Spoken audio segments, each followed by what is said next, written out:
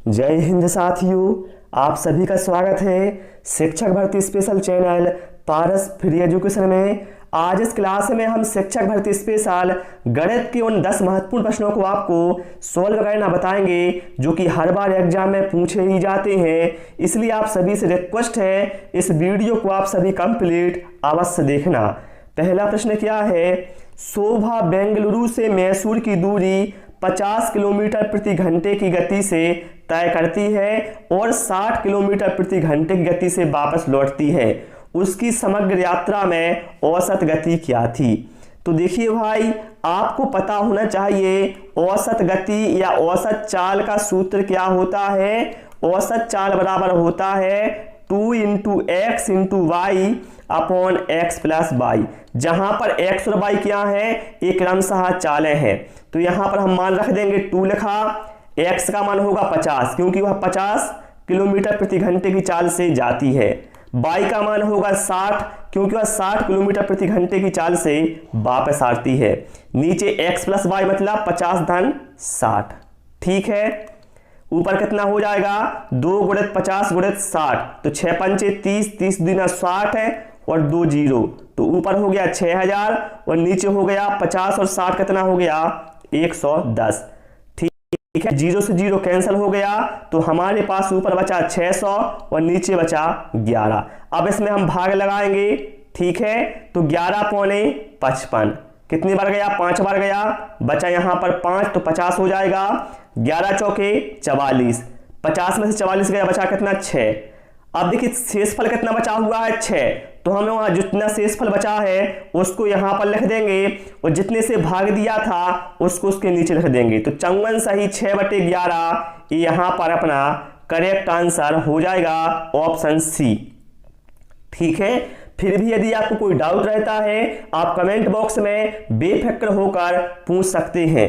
चलिए इसके बाद आते हैं प्रश्न क्रमांक 2 पर। बहुत ही शानदार लाजवाब क्वेश्चन है सारे ही। एक कूलर 5 किस्तों में बेचा गया। हर किस्त पूर्ववर्ती किस्त में दोगुनी है। यदि पहली किस्त 300 है तो कूलर की कीमत कितनी होगी? देखिए यहां पर भाई क्या है, यहां पर सीधा साधा कहा गया है कि जो कूलर है वो 5 किस्तों में बेचा गया है और हर किस्त अपने पूर्ववर्ती अर्थात हर किस्त अपनी पहले वाली किस्त की दोगुनी है। तो बताइए कूलर की कीमत कितनी होगी? तो यहां पर भाई मेरे पहली किस्त कितनी है? 300 है।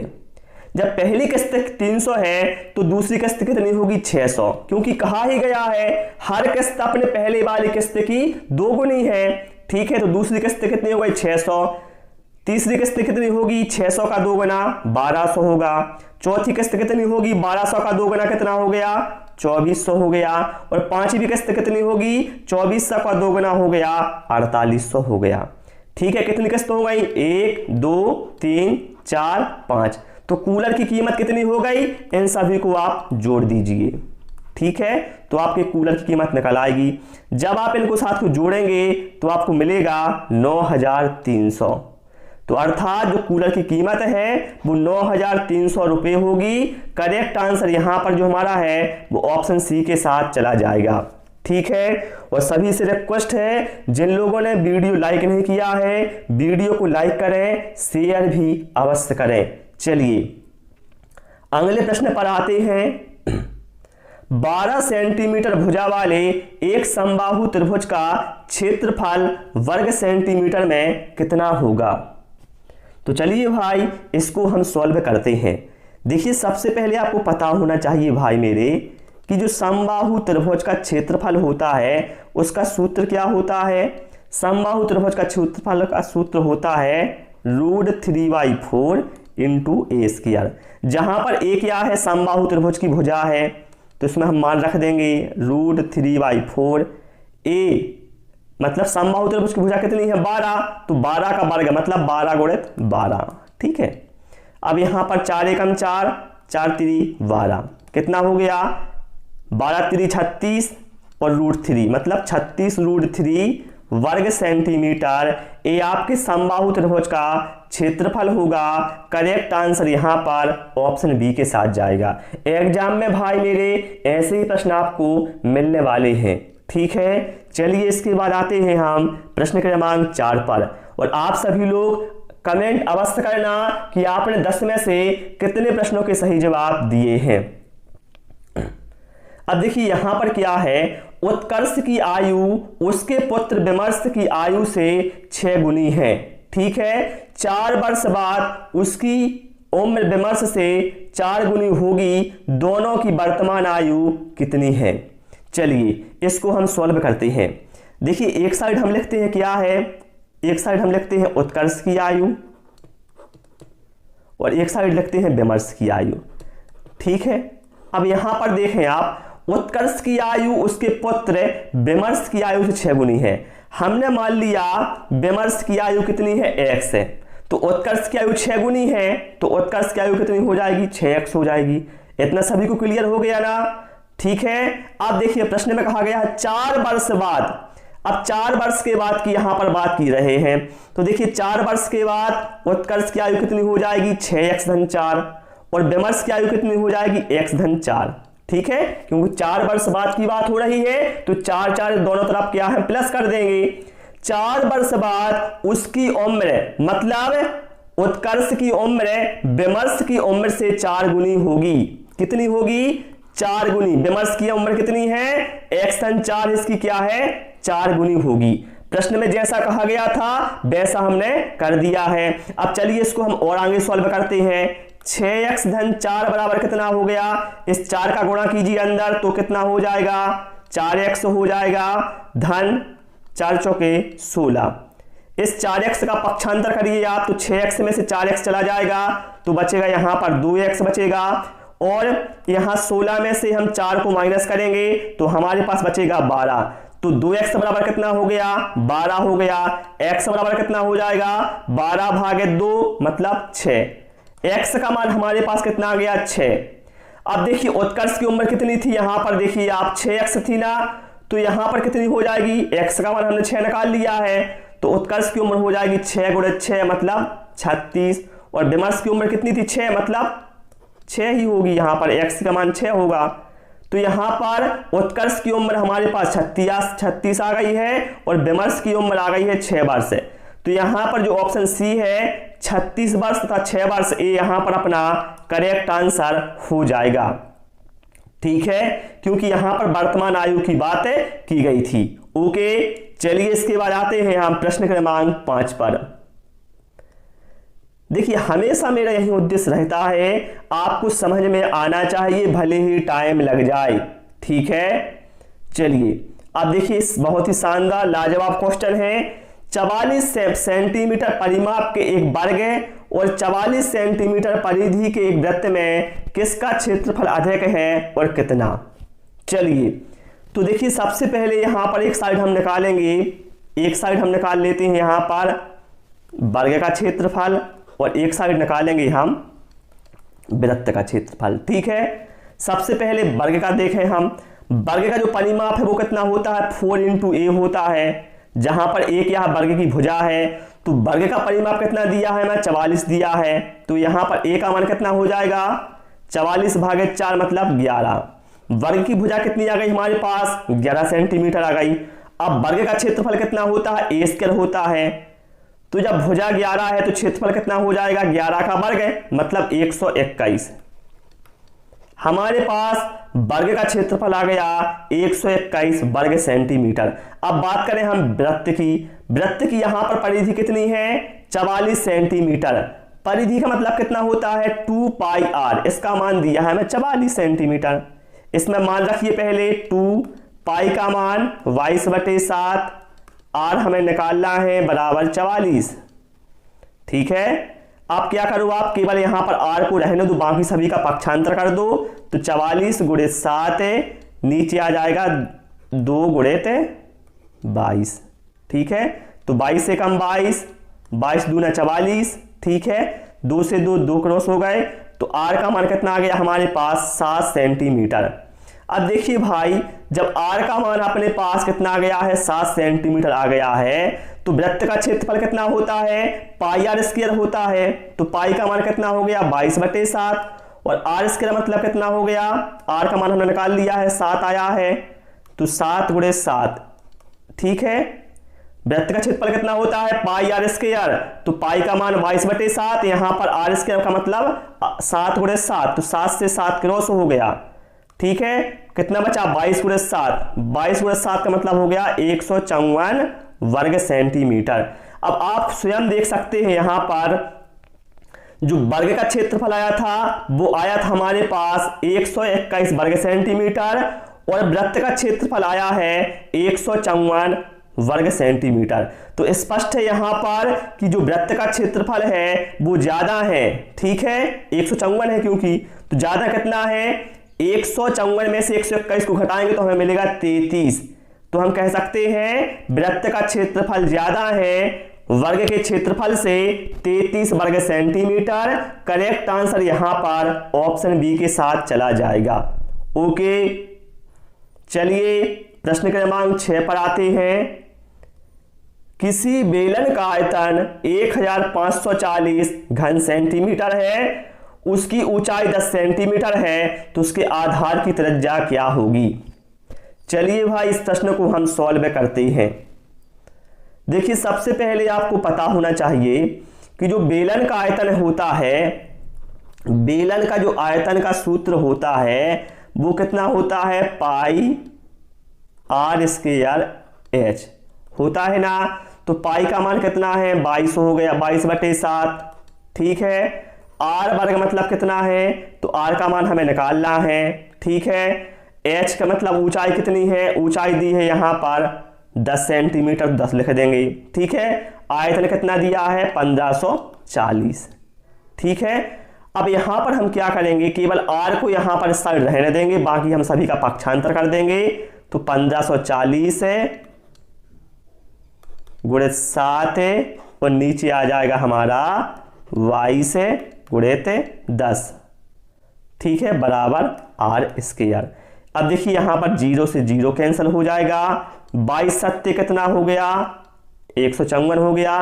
तो ऊपर कितना बचा, 49 बराबर कितना हो गया, आर स्क्वायर। देखिए मेरे भाई आर वर्ग बराबर कितना आ गया है, 49 आ गया है। तो आर का मान कितना हो जाएगा, रूट ऑफ लग, यहां पर रूट लग जाएगा। तो 49 का वर्गमूल कितना होता है, 7। तो यहां पर जो आधार की त्रिज्या है वो अपनी आ गई है 7 सेंटीमीटर। करेक्ट आंसर किसके साथ जाएगा, ऑप्शन सी के साथ चला जाएगा, ठीक है। यदि आपको फार्मूला याद होगा तभी आप ऐसे प्रश्नों को सॉल्व कर सकते हैं। तो आपको जो मुख्य फार्मूले हैं वो जरूर याद रखना है, ठीक है। चलिए भाई इसके बाद आते हैं हम प्रश्न क्रमांक 7 पर। आप स्वयं देख सकते हैं मैंने 12 मिनट में आपको समझाते हुए 6 क्वेश्चन सॉल्व कर दिए हैं, ठीक है। यदि मैं समझाऊंगा तो मैं 1 मिनट में 2 क्वेश्चन आपको सॉल्व कर दूं, ठीक है। चलिए प्रश्न क्रमांक 7 में कहा गया है किसी संख्या को 2 भागों में बांट दिया गया जिसका अनुपात 3:4 है। यदि पहला भाग 18 है तो दूसरा भाग कितना होगा। देखिए एक संख्या है जिसको 2 भागों में बांटा गया है 3:4 में, और जो देखिए अनुपात कितना है, 3:4, मतलब पहले भाग का अनुपात 3 है, दूसरे भाग का अनुपात 4 है, और यहां पर कहा गया पहला भाग 18 है। देखिए मेरे भाई पहले भाग का जो अनुपात है वो 3 है और वो संख्या कितनी है, 18 है। तो यदि हम इन दोनों में रिलेशन की बात करें तो 3 में यदि हम 6 का गुणा करेंगे तो हमें क्या है, 18 मिलेगा ना। इसी तरह से अब यहां पर बताना है दूसरा भाग कितना होगा। तो इसी तरह से हमें क्या है, 4 में भी क्या है, 6 का गुणा करना होगा। तो 4 में 6 का गुणा करेंगे तो हमें मिलेगा 24, अर्थात दूसरा भाग कितना होगा, 24 होगा। करेक्ट आंसर यहां पर ऑप्शन सी के साथ जाएगा। ये बहुत ही शानदार ट्रिक है अनुपात वाली, बहुत आप आंसर बिल्कुल प्रश्न देखते ही आप इसका आंसर दे सकते हैं, ठीक है, ओके ना। चलिए सॉरी, प्रश्न क्रमांक 8 में देखते हैं क्या कहा गया है। 330 मीटर की दूरी तय करने के लिए 100 सेंटीमीटर व्यास वाला पहिया कितना चक्कर लगाएगा। सबसे पहले देखिए आप जब चक्रों की संख्या निकालनी होती है तो आपको ऐसे में क्या करना होता है, कुल दूरी में पहिए की परिधि से भाग देना होता है। अब देखिए यहां पर कुल दूरी कितनी है, 330 मीटर है, ठीक है, 330 मीटर है। और यहाँ पर जो देखिए आप जो व्यास है वो सेंटीमीटर में है, तो हम क्या करेंगे, दूरी को भी हम सेंटीमीटर में चेंज करेंगे। इसके लिए हम 100 से इसमें गुणा कर देंगे। ये हो गई हमारी कुल दूरी। ठीक है, अब क्या है, अब परिधि कितनी होती है, पहिए की परिधि होती है 2 पाई आर, तो 2 लिखा, पाई का मान 22/7। अब आर मतलब त्रिज्या। अब देखिए यहां पर जो व्यास है वो 100 दिया है, तो त्रिज्या क्या है, व्यास का आधा होता है, त्रिज्या कितनी हो जाएगी, 50 हो जाएगी ना। अब देखिए हम क्या करेंगे, 7 को ऊपर ले जाएंगे, तो यहां पर क्या हो जाएगा, क्योंकि भाग के भाग में कोई संख्या होती है तो क्या है वो ऊपर पहुंच जाती है। 330 × 100 × 7, नीचे बचेगा हमारा 2 × 22 × 50। ओके, अब देखिए यहां पर 0 से हमने 0 को कैंसिल कर दिया। ठीक है, फिर हम 11 से 22 को काटेंगे तो 11 दूना 22 और 11 3 33। क्लियर हो गया सभी को। फिर इसके बाद हम क्या करेंगे, देखिए 5 एकम 5, 5 20 हम 100। ठीक है, फिर क्या करेंगे, हम 20 को भी काट देंगे 2 से, तो 2 धाम 20। फिर 10 को काटेंगे 2 से, 2 पंचे 10। कितना बचा हमारे पास, 3 × 5 × 7। कितना बचा, 3 × 5 × 7, तो 5 3 15, 15 7 105।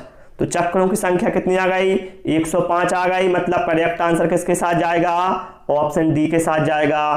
कितना आसान था ना सवाल, देखने में कठिन लग रहा था, बहुत आसान था, लेकिन हमेशा ध्यान रखना यूनिट एक जैसी होना चाहिए। ऐसा नहीं कोई मीटर में है कोई सेंटीमीटर में है, ऐसे में आपका आंसर गलत हो जाएगा। चलिए प्रश्न क्रमांक 9 पर आते हैं। बहुत ही लाजवाब क्वेश्चन है सारे ही। 5 खुमानियों का औसत भार 200 ग्राम है। यदि 2 और खुमानियों को शामिल कर दिया जाए तो औसत भार 210 ग्राम हो जाता है। दोनों नए खुमानियों का औसत भार कितना होगा। बहुत ही देखिए शानदार क्वेश्चन है भाई मेरे। देखिए आप लोग 5 खुमानियों का औसत भार है वो दिया है 200 ग्राम। जब बताइए आप लोग, जब 5 खुमानियों का औसत भार 200 ग्राम है तो इनका योग कितना हो गया, योग होगा 200 × 5, मतलब योग कितना हो जाएगा, 1000 ग्राम हो जाएगा। ठीक है, यदि 2 और खुमानियों को शामिल किया जाए, भैया पहले से 5 थे, अब कितने होगा, 2 और शामिल होगा, मतलब हमारे पास 7 हो गए। तो यदि हम 2 को और शामिल करते हैं तो हमारा जो औसत भार है वो कितना हो जाता है, 210 ग्राम हो जाता है। तो जब 7 का कितना है, औसत भार 210 हो जाता है, तो 7 का यदि हम योग निकालेंगे तो कितना हो जाएगा, 7 × 210, मतलब 7 शून्य 0, 7 एकम 7, 7 दूना 14, 1470 ग्राम। ठीक है, यदि मेरे भाई हम 7 खुमानियों के योग में से 5 खुमानियों का योग माइनस कर दें तो जो नए 2 खुमानियां का भार शामिल किया गया है वो हमें पता चल जाएगा। मतलब क्या है, यदि हम 1470 में से 1000 को माइनस करेंगे तो हमें मिलेगा 470। तो ये 470 क्या है, जो नए 2 खुमानियों का भार इसमें ऐड किया गया है वो है कितना है, 470। बताना है दोनों जो नए खुमानियों का औसत भार क्या होगा। तो देखिए दोनों का योग कितना है, 470 है, तो उनका औसत भार कितना हो जाएगा, 470 भागित 2 कितना हो गया, 235 ग्राम। तो यहां पर जो करेक्ट आंसर है वो किसके साथ जाएगा, ऑप्शन बी के साथ यहां पर चला जाएगा। क्लियर हो गया सभी को। चलिए इसके बाद आते हैं प्रश्न क्रमांक 20 पर। देखिए हम कितनी जल्दी जल्दी यहां पर सवाल कर रहे हैं। अभी 18 मिनट में हमने 9 क्वेश्चन खत्म कर दिए हैं। चलिए अब यहां पर देखिए, यदि 0.25 और 0.75 के योग को 0.5 और 0.3 के अंतर में विभाजित करें तो परिणाम क्या होगा। देखिए 0.25 और 0.75 के योग, तो हम सबसे पहले हम लिख लेते हैं, क्या लिख लेते हैं, 0.25 प्लस 0.75 का योग हो गया। इसको हमें भाग देना है किससे, 0.5 और 0.3 के अंतर से। ठीक है, अब देखिए 0.25 और 0.75 कितना हो गया, 1, और 0.5 में से 0.3 गया तो बचा 0.2। अब देखिए यहां पर हम पहले दशमलव खत्म करेंगे, तो हम क्या करेंगे, ऊपर 10 का गुणा कर देंगे, तो यहां पर केवल 2 बचेगा, 2 एकम 2, 2 पंचे 10, कितना आ गया, 5 आ जाएगा। करेक्ट आंसर किसके साथ जाएगा? ऑप्शन सी के साथ जाएगा। ठीक है, तो प्यारे साथियों आज इस क्लास में इतना ही। आपको हमारी क्लास कैसी लगी? क्लास पसंद आई हो वीडियो को लाइक और शेयर करें, चैनल को सब्सक्राइब करें। Thanks for watching this video.